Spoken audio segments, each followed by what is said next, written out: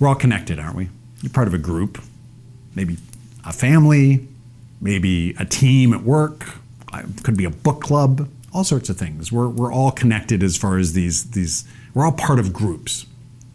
That's part of the culture of us. We are different groups that make bigger groups that make bigger groups that eventually make humanity. If you're joining a group or there's a new group that's forming, that changes the dynamic. So maybe there's five people and you're becoming the sixth person in the group. Or maybe you're forming a committee to be able to accomplish a certain task. There's stages of a group. When the group sort of shifts and changes because of maybe personnel coming and going or adding or forming in the first place, there are these stages that one goes through. And let me tell you what the stages are. There's forming, storming, norming, performing, and sometimes adjourning, the ending of a group. When you're forming in a group, there's curiosity.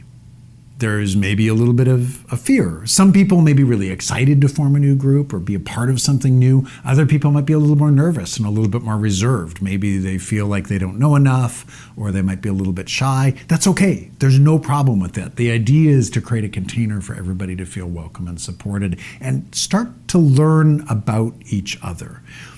So everybody kind of has their own what they feel is important as part of that group dynamics. And you're figuring that out when you're forming.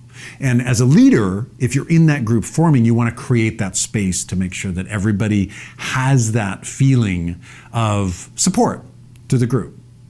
And encourage that it's okay to be a little bit afraid or a little bit nervous, but let's kind of figure this out together. And everybody can kind of lean in with a little bit of curiosity. So that's the forming stage. Then there's the storming stage, which is funny that happens right away. This is where conflict can happen, because that one person who really wants to be on time, and maybe you've had a couple meetings that start late, they start to get annoyed.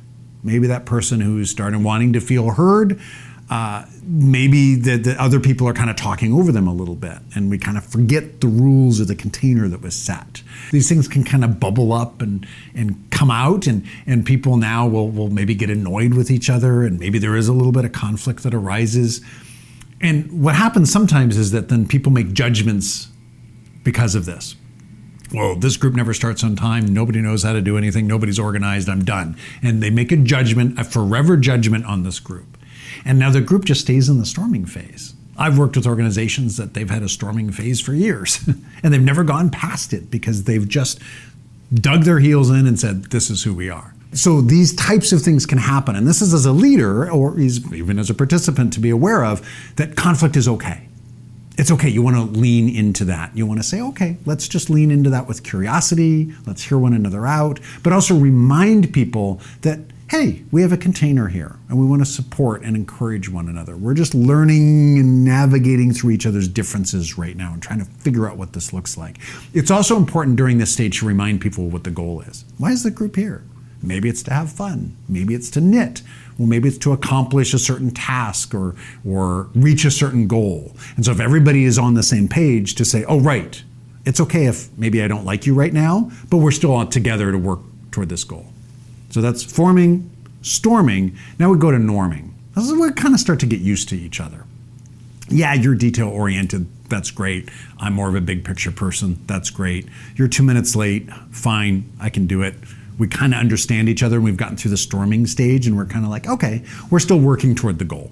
Now, as a leader, this is where you can actually start to delegate, and you can start to stretch a little bit because you want to be able to get into the performing phase.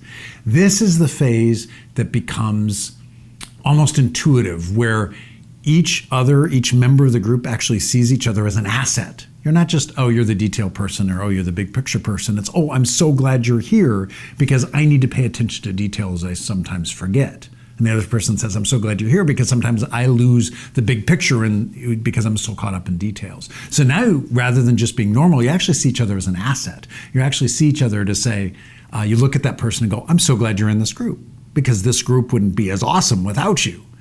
And so that's the performing stage that you get into. And then finally, when it happens, not every group, some groups will continue to last, but eventually there can be a change and there can be an adjourning of the group, the ending of the group. And this is where you want to celebrate.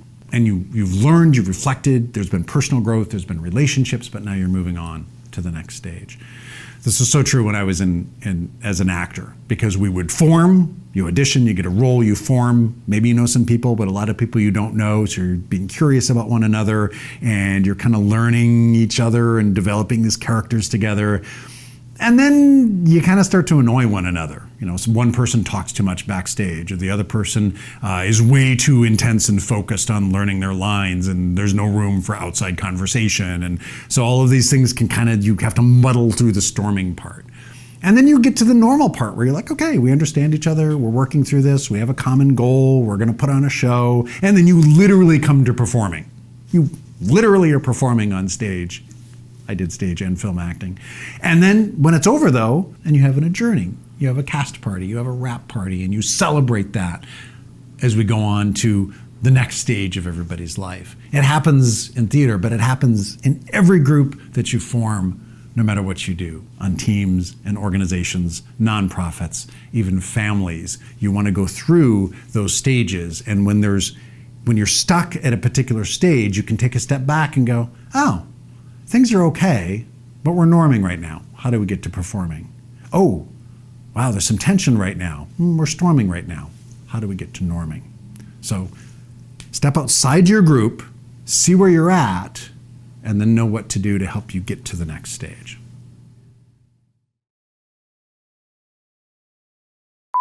You might be on a sales team or what other teams are there? I don't know. I've only been in sales my whole life. Are there other teams? Football teams. Let's start again. That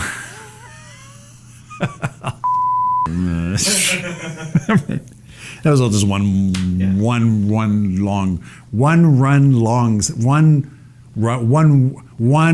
long run-on sentence. Peter Piper picked a peck of peppers. Okay, I'm ready to go. She stood on the balcony, inimicably mimicking him, hiccuping and amicably welcoming him in. I'm ready. Okay. Thank you. Thank you. Okay.